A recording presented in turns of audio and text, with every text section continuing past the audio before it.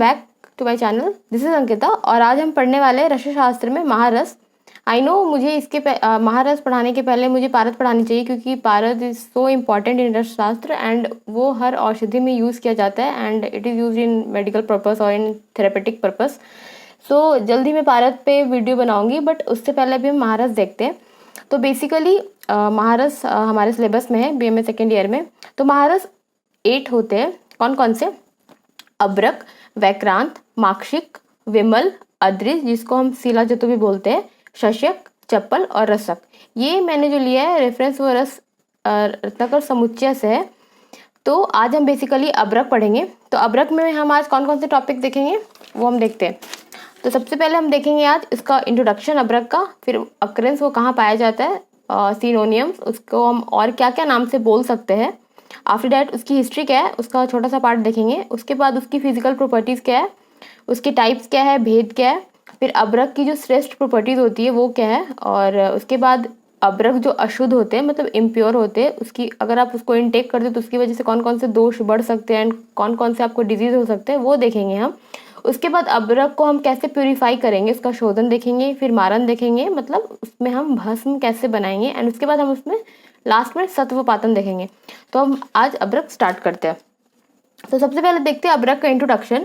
तो अब्रक का इंट्रोडक्शन में फर्स्ट ऑफ ऑल अब्रक को हम माइका भी बोलते हैं। ये जो है लैटिन टर्म से आया है।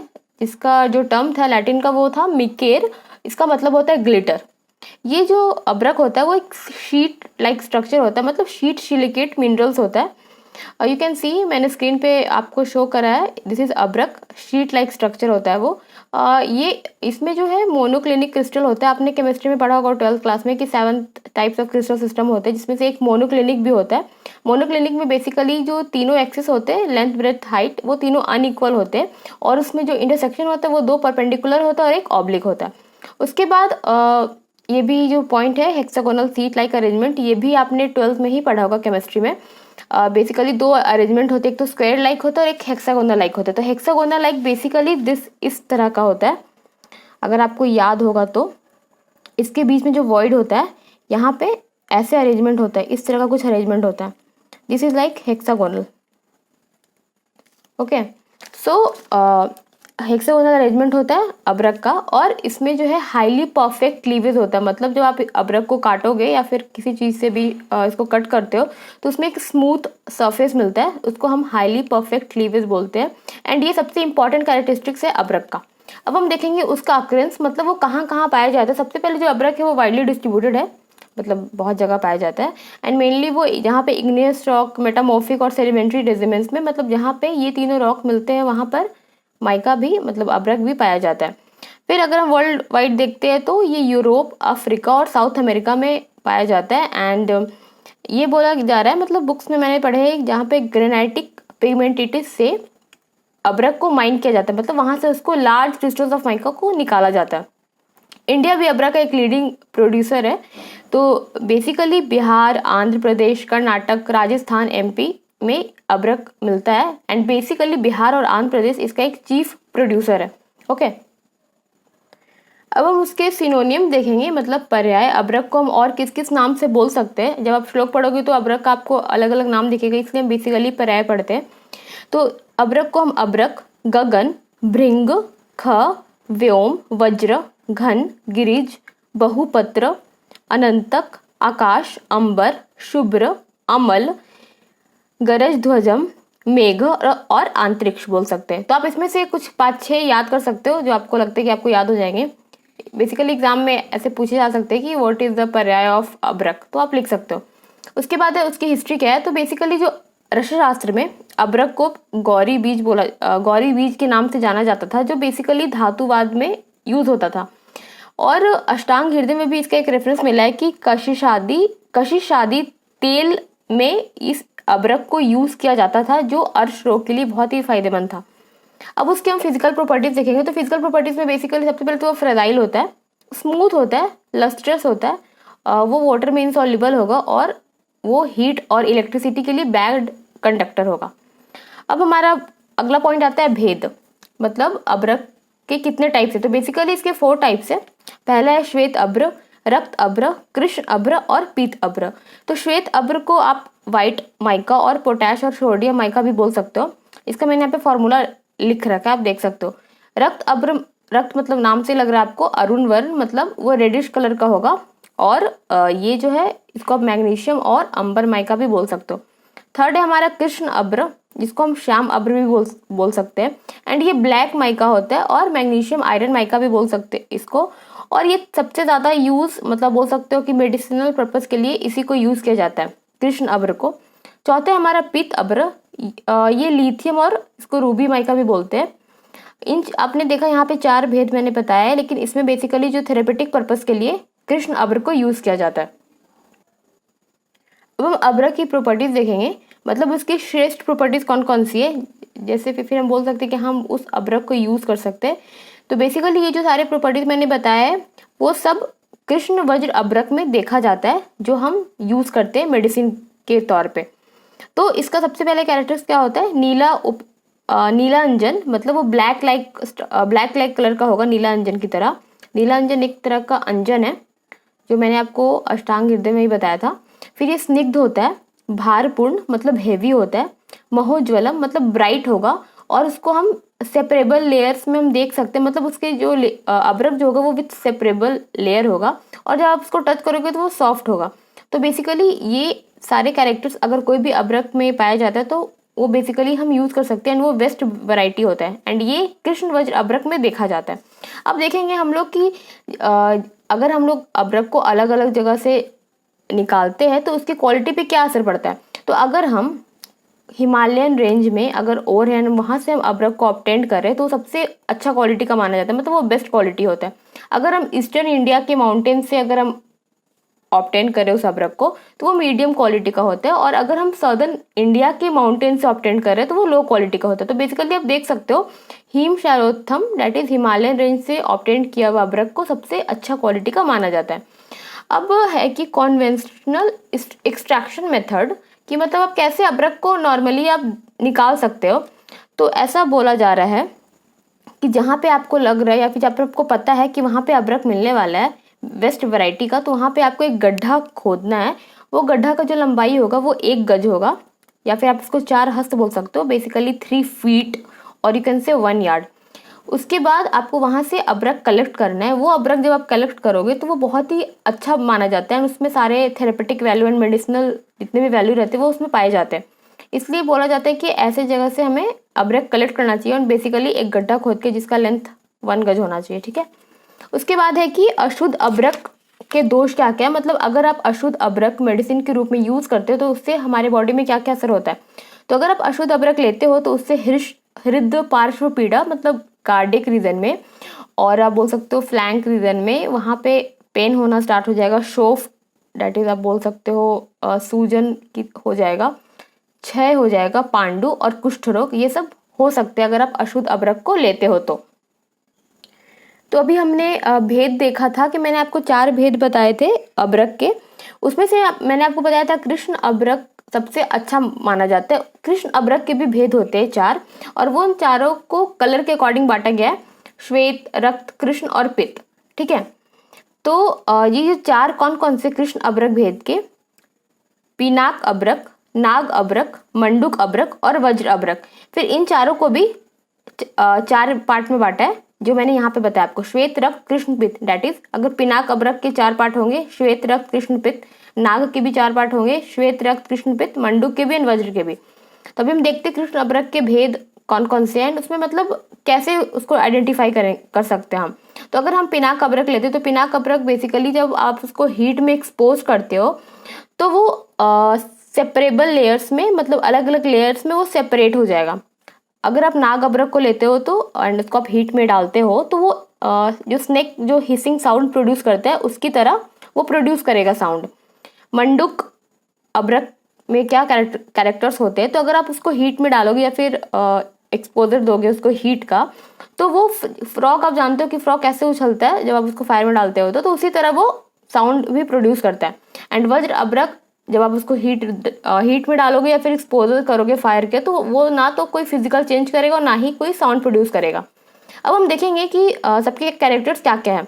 तो बेसिकली जो पिनाक अब्रक है वो हैजार्डस है, मतलब हेल्थ के लिए अच्छा नहीं है। वो सीवियर कॉन्स्टिपेशन करता है, उसके बाद डेथ भी हो सकती है पेशेंट की।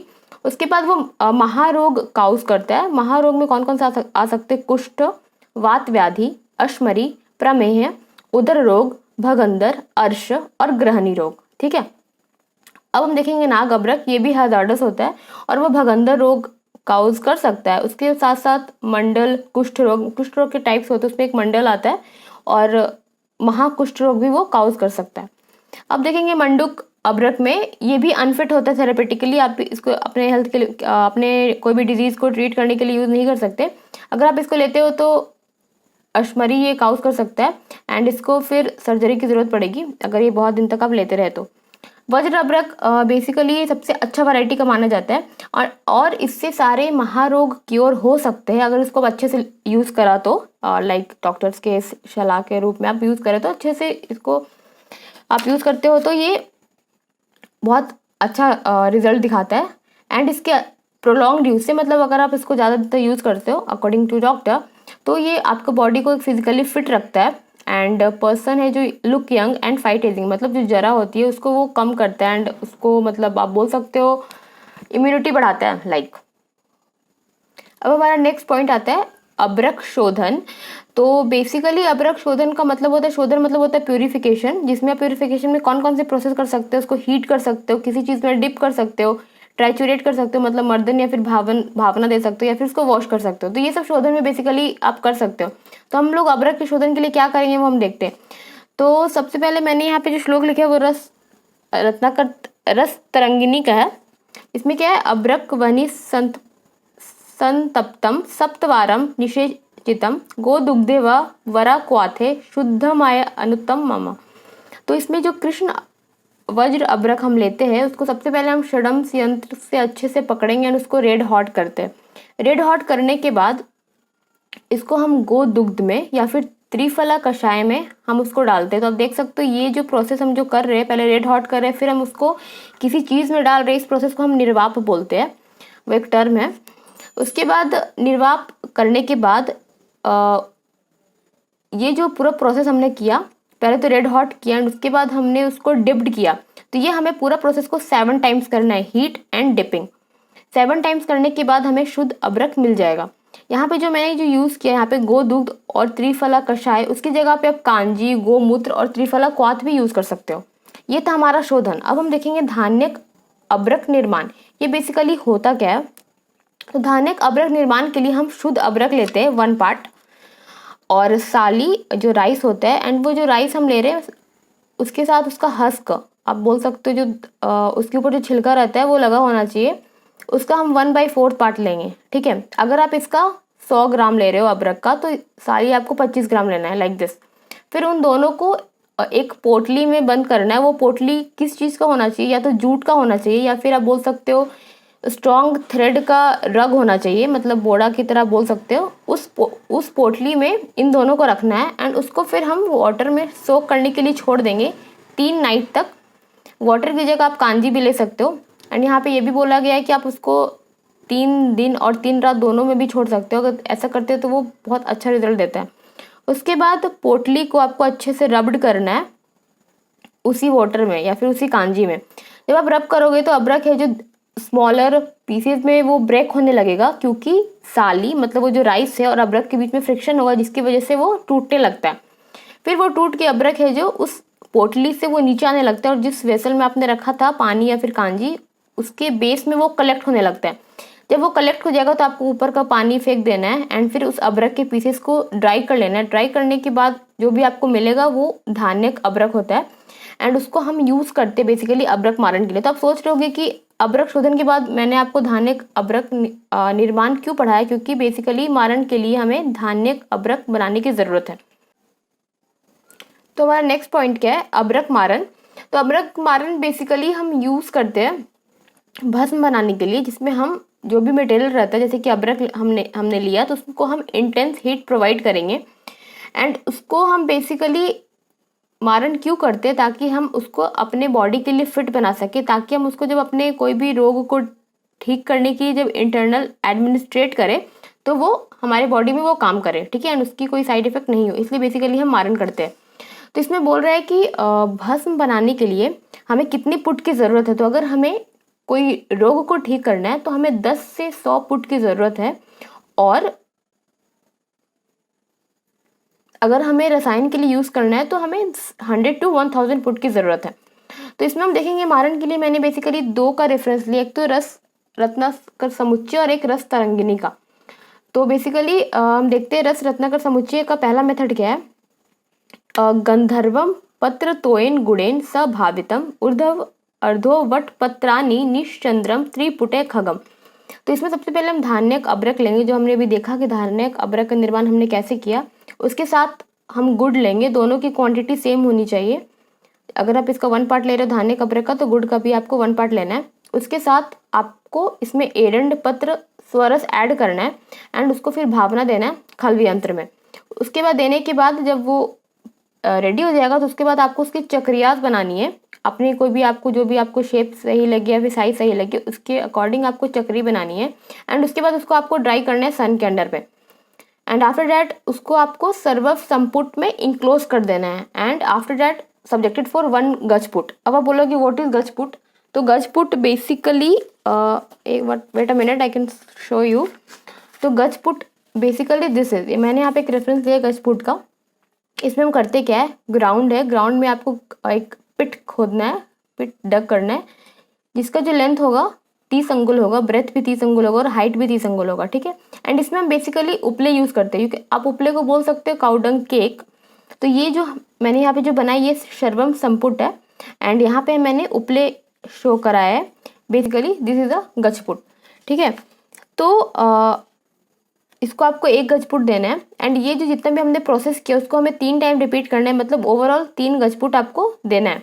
एंड आफ्टर डैट ये सारे प्रोसीजर करने के बाद अब्रक भस्म रेडी हो जाएगा। वो जो अब्रक भस्म रहेगा वो लस्टर फ्री होगा, मतलब उसमें कोई भी लस्टर नहीं बचेगा। अब हम देखेंगे तरंगिनी के अनुसार। सो बेसिकली हमारा सेकेंड मेथड है अब्रक मारन के लिए, मतलब भस्म बनाने के लिए, वो तरंगिनी के अनुसार है। तो धान्यक अब्रक के साथ हमें धान्यक अब्रक को हमें किसी के साथ भावना देनी है। तो बेसिकली यहाँ पे 5 चीज़ें लिखी है मैंने। एक तो है मुस्ता स्वरस, कदली कांड स्वरस, तंदुलीय स्वरस, भृंगराज स्वरस और त्रिफला क्वाथ। हर के साथ आपको 5 टाइम्स भावना देनी है। अगर आपने पहली बार मुस्ता स्वरस के साथ भावना दी तो उसके बाद आपको 1 गजपुट देना है। उसके बाद फिर आपने मुस्ता के साथ दी तो फिर आपको गजपुट देना है। तो इस तरह से आप देख सकते हो 5 × 5 मतलब 25 टाइम्स आपको बेसिकली भावना देनी है, उसके बाद आपको गजपुट देना है। तो ओवरऑल 25 गजपुट आपको इसमें यूज़ करना है। उसके बाद जो भी आपको भस्म मिलता है उसमें आपको शुद्ध गंधक ऐड करना है। जितना भस्म मिला उतना ही क्वांटिटी का आपको गंधक इसमें ऐड करना है, एंड उसके बाद वापस से आपको 1 गजपुट देनी है, मतलब ये जो है 26वां गजपुट है। एंड जो भी फिर आपको लास्ट में जो मिलता है वो आपका अब्रक भस्म रेडी हो जाता है। तो आज के लिए इतना ही, एंड अगले वीडियो में मैं इसके आगे के बारे में बात करूंगी, क्योंकि आई थिंक ये वीडियो बहुत लंबा चला जाएगा। So that's all for today and stay tuned for the upcoming videos. Thank you so much.